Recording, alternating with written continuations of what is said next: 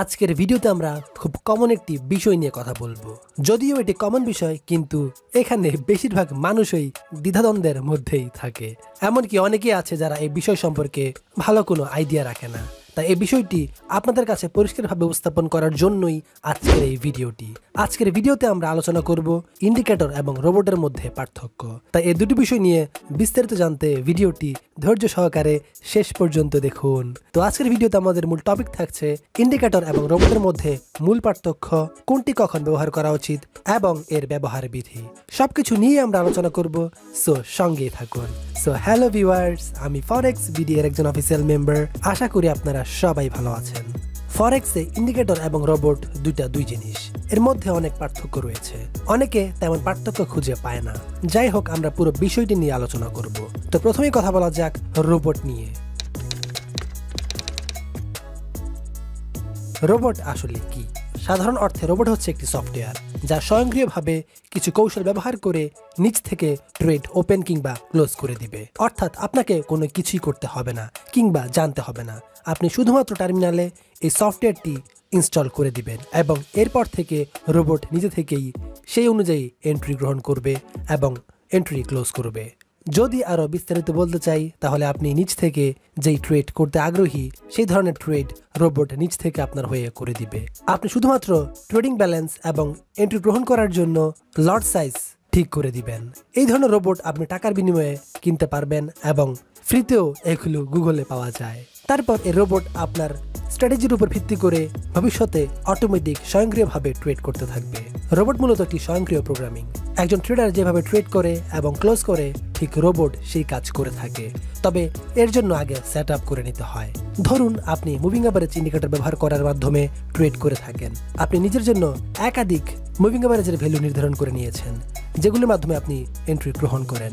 এখন আপনি চিন্তা করলেন এই বিষয়গুলো সফটওয়্যারের মাধ্যমে তৈরি করা যায়। এতে করে দ্রুত কোনো প্রকার কষ্ট ছাড়াই রোবট আপনাকে স্বয়ংক্রিয়ভাবে এন্ট্রি নিয়ে দিবে।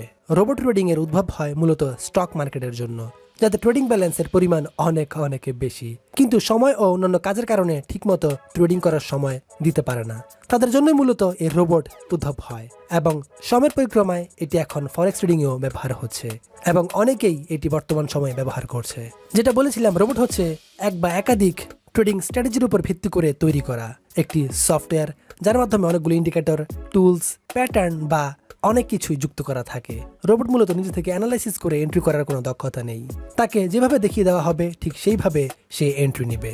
অর্থাৎ শুধুমাত্র টেকনিক্যাল বিষয়গুলোর উপর ভিত্তি করেই রোবট তার কাজ করে থাকে। মার্কেটকে নিজে থেকে যাচাই বাছাই করার কোনো ক্ষমতা নেই।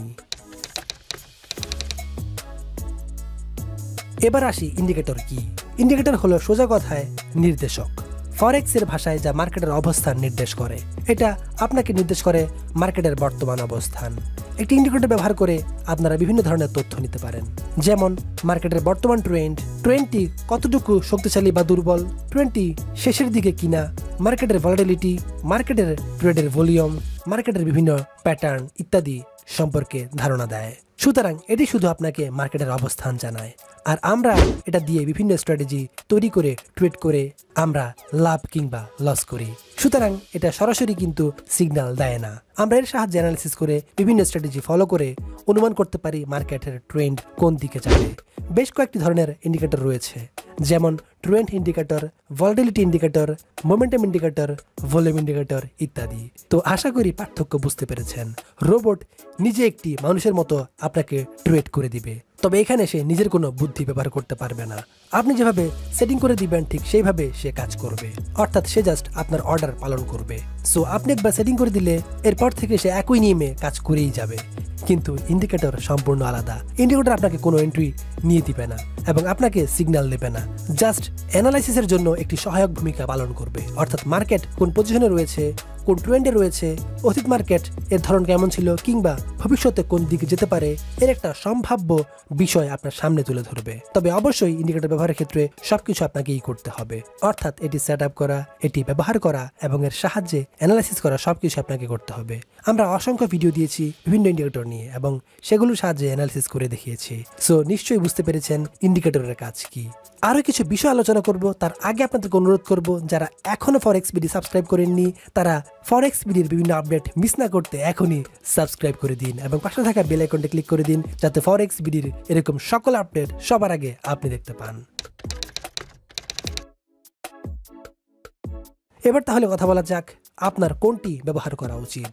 আমরা সকলে জানি ফরেক্স ট্রেডিং এর জন্য 3 ধরনের অ্যানালাইসিস বেশি গুরুত্বপূর্ণ, যেমন technical analysis, fundamental analysis, sentimental analysis.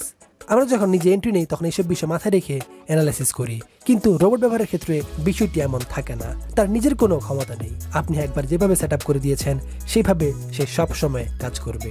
সে নিজে ফান্ডামেন্টাল অ্যানালাইসিস করতে পারে না, সেন্টিমেন্টাল অ্যানালাইসিস করতে পারে না। আপনারা নিশ্চয়ই জানেন মার্কেটের ফান্ডামেন্টাল বিষয়গুলো সবসময় একরকম থাকে না, তাই আমাদের এই অ্যানালাইসিস করা খুবই জরুরি। কিন্তু রোবট তো এত কিছু বুঝবে না, সে তার সিস্টেমের মধ্যে এন্ট্রি পেলেই সেটা নিয়ে বসবে। দেখা গেল আপনার ব্যালেন্স কমতে কমতে একেবারে নিচে চলে এসেছে। এতে করে আপনার ট্রেড নেওয়ার টেন্ডেন্সি কমিয়ে দিতে হবে এবং দরকার হলে লট সাইজ কমিয়ে দিতে হবে। কিন্তু রোবট তো এত কিছু বুঝবে না, কারণ তার নিজস্ব কোনো শক্তি নেই। তাই সেজন্য ফরেক্সে যত ধরনের অ্যানালাইসিস রয়েছে সেগুলো রোবট কখনো সমন্বয় করতে পারবে না। ফ্রিতেই অনেক রোবট পাওয়া যায়, কিন্তু সেগুলোর কার্যকারিতা নিয়ে অনেক প্রশ্ন রয়েছে। আবার ভালো মানের রোবট রয়েছে যেগুলো কিনতে গেলে আপনার ডিপোজিট অ্যামাউন্ট পুরোটা দিয়ে দিলেও সেটার দাম উঠবে না। এই সকল রোবট থেকে দূরে থাকাই ভালো। কিন্তু আপনার অ্যানালাইসিসের ক্ষেত্রে সাপোর্ট পাওয়ার জন্য অবশ্যই ইন্ডিকেটর ব্যবহার করতে পারেন, যেটা আপনাকে সবসময় সাপোর্ট দিবে। তো আশা করি আজকের ভিডিওটি বুঝতে পেরেছেন। তারপরও যদি কোনো প্রকার সন্দেহ থাকে কিংবা কোনো প্রকার প্রশ্ন থাকে নির্দ্বিধায় আমাদের কমেন্ট করে জানাতে পারেন।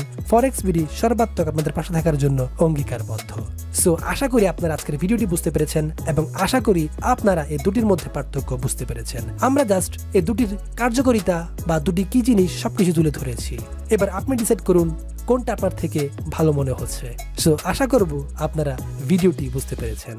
একটি কথা বলে রাখি, আপনারা যেখানে অ্যাকাউন্ট করেন না কেন, ব্রোকার হাউস কিংবা পেমেন্ট গেটওয়ে যে কোনো জায়গাতেই অ্যাকাউন্ট করার সময় ফরেক্স বিডি এর লিঙ্ক ব্যবহার করতে ভুলবেন না। আপনারা ইতিমধ্যে নিশ্চয় জানতে পেরেছেন ফরেক্স বিডি এর লিঙ্কের অধীনে অ্যাকাউন্ট করলে কি কি সুবিধা।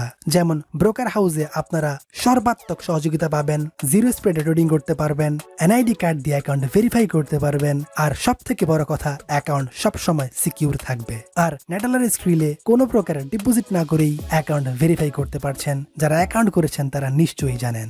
সো এই সুবিধাগুলো লুফে নিতে কখনোই লিঙ্কের আন্ডারে অ্যাকাউন্ট করতে ভুলবেন না। আর ভিডিওটি শেষ করার আগে আপনাদের প্রতি আমাদের একটি অনুরোধ থাকবে, যদি এই ভিডিওটি ভালো লেগে থাকে তাহলে একটি লাইক দিয়ে আমাদেরকে উৎসাহিত করুন, কারণ আপনাদের লাইক এবং কমেন্ট আমাদেরকে আত্মবিশ্বাস যোগায় আরো ভালো কিছু করতে। তাই আমরা যতই আপনাদের সাপোর্ট পাবো ততই আমরা আপনাদের জন্য ভালো কিছু করার আত্মবিশ্বাস নিতে পারবো। তাই যদি আপনার কোনো কিছু জানার ইচ্ছে থাকে এখনই কমেন্ট করে জানিয়ে দিন। ফরেক্স বিডি 24 ঘন্টায় আপনাদের পাশে থাকার জন্য অঙ্গীকারবদ্ধ।